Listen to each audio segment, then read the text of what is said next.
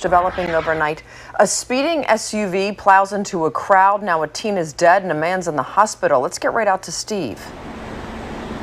Yeah, a 16-year-old gets hit, run over, and dragged almost a block in a miserable way to die. Hit by a guy who just is driving a stolen SUV, a 2015 Toyota Highlander. Here's the video.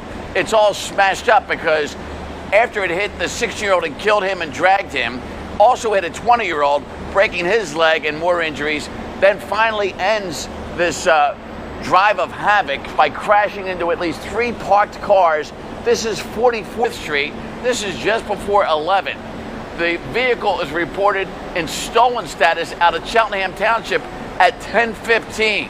So the chain of events begins out in the suburbs over the city line, then comes into the city, and this is 44th Street near Parish and Reno.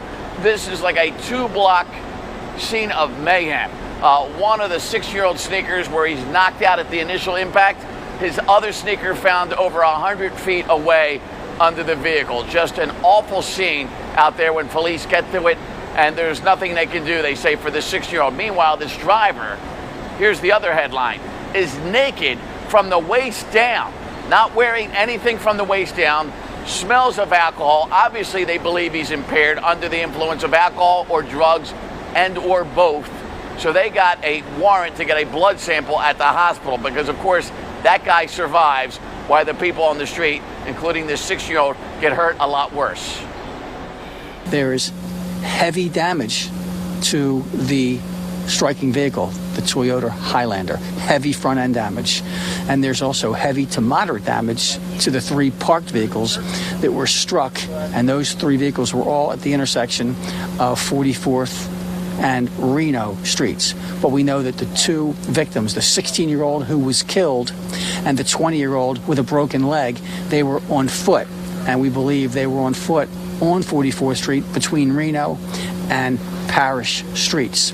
Now, according to accident investigators, they believe that speed was a factor because we found debris that covers an area of about 300 feet from the striking vehicle.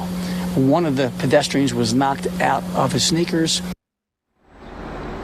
And that little kid, just 16, just lived a couple of blocks away, and they were just talking, a group of people, when this car came barreling down at them with little chance to get out of the way and survive this. So you can only imagine, Karen, how this must have began.